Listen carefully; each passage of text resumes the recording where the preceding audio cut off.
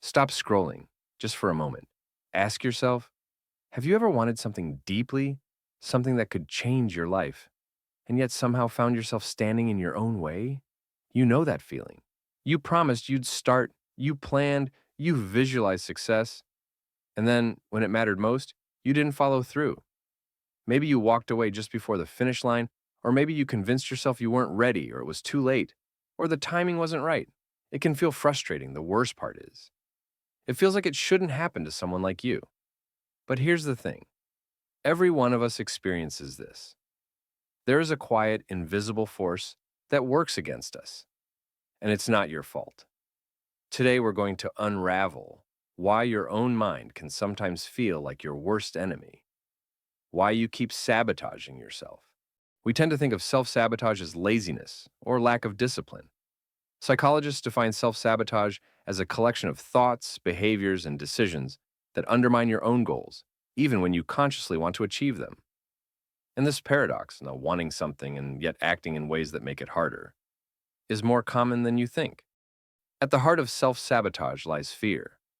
Not just fear of failure, but also fear of success. Fear of failure feels intuitive. What if you try and don't make it? That fear makes sense. No one wants to be embarrassed or disappointed. But fear of success is harder to see.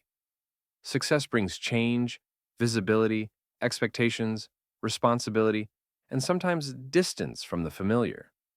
If your earliest experiences taught you that achievement was met with criticism, pressure, or rejection, then success itself can feel unsafe.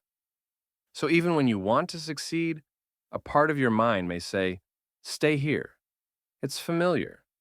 This happens because part of your brain is wired for survival.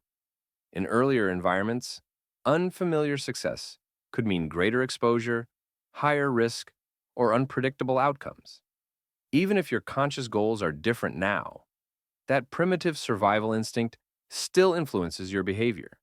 And so, the mind defaults to the known discomfort instead of facing the unknown possibility of change.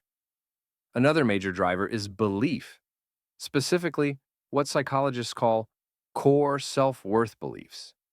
These are the silent stories we carry about ourselves. I'm not good enough. I don't deserve success. I don't want to be disappointed again. These beliefs often form in childhood through repeated experiences of criticism, neglect, or unpredictable support. Over time, they become the underlying script directing your behavior. If deep down you believe you're unworthy of good things, your actions will stealthily align with that narrative, even if your conscious goals say otherwise. Self-sabotage often shows up in subtle ways. It doesn't always manifest as dramatic decisions like quitting a job or ending a relationship. It may appear as procrastination, perfectionism, overthinking, or avoidance. Perfectionism, in particular, masquerades as discipline. A perfectionist might delay starting a task because if it can't be perfect, it shouldn't be attempted at all. But underneath this excuse is fear. Fear of not measuring up, fear of judgment, and so the work never begins, or it begins too late. For some people, talking to a professional, a therapist or psychologist, can accelerate the process. These trained listeners help you uncover the hidden beliefs and emotional triggers that fuel your patterns. There's no shame in seeking support. It's an exercise in understanding the architecture of your mind. Mindfulness practices can also help. When you train yourself to observe thoughts without reacting, you begin to see the why behind your resistance. Over time, this creates a psychological space between impulse and action, and that space is where choice lives. And here's a reassuring truth. You don't have to completely eliminate self-sabotage to succeed. You simply need to reduce its influence enough so that your intentions can drive your behavior more often than not. Every time you act despite fear, you rewire the brain slightly. Those small wins accumulate. Courage is not absence of fear. It's acting in spite of it. Self-sabotage doesn't disappear overnight. It's a pattern, a learned strategy, not a sentence. But understanding its roots, fear, belief, survival instincts, and emotional associations, gives you clarity and agency. You begin to see the old voices not as truths, but as echoes of past survival, not mandates for your future. So remember this: you're not defined by the mistakes of yesterday. You're not confined by the doubts in your head. You're defined by your ability to notice, to question, and to act despite those doubts.